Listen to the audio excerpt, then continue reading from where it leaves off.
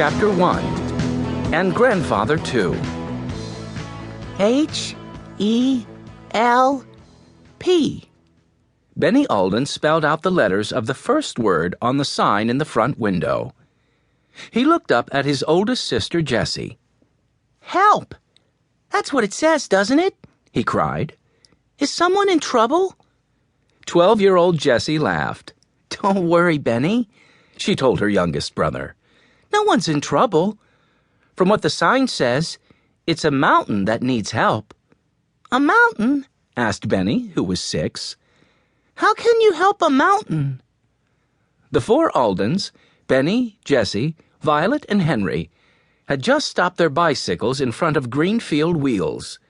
It was a bicycle shop in their hometown of Greenfield. But they hadn't ridden their bikes to the shop.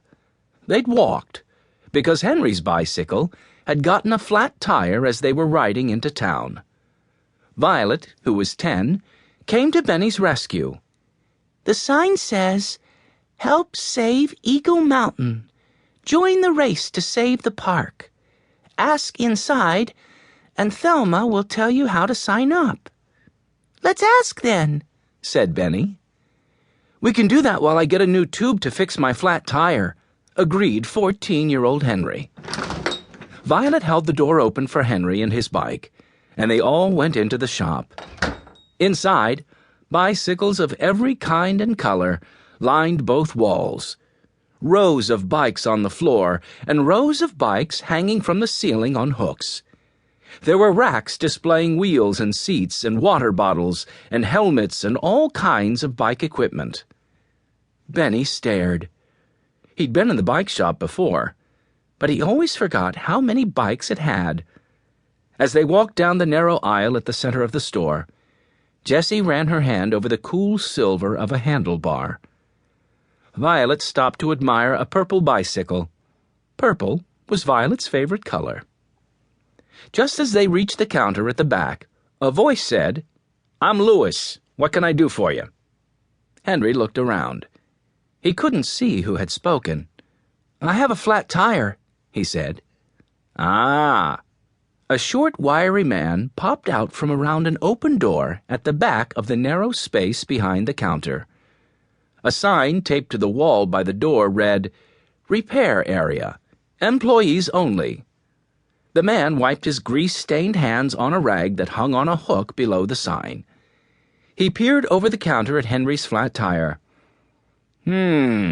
He said. "Interesting old bike you've got there." "Thank you," said Henry.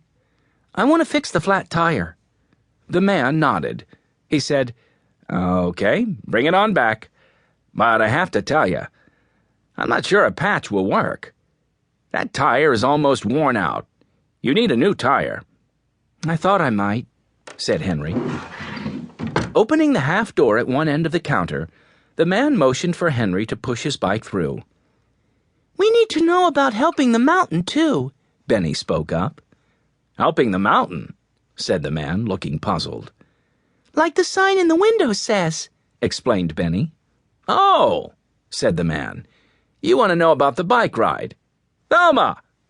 He shouted out the name so suddenly that all the Aldens jumped a little. A voice shouted back, "Don't shout! I'm busy. I'm in the middle of a broken spoke." "That's Thelma," the man said, "replacing a broken spoke. If she can't fix your bike, it can't be fixed." "That's right," she said, popping into the doorway. She paused to wipe her hands. Unlike Louis, she wasn't covered in smudges of grease. She was a little taller than Louis, with sandy hair pulled back in a French braid.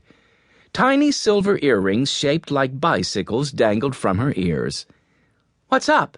she asked, stepping aside so Louis could wheel Henry's bike into the repair area. "We want to know about the mountain," Benny said. "Eagle Mountain?" asked Thelma. "Yes, and the bike race," Violet said. Thelma smiled. She said, "Well, it's not really a race. The race is against time.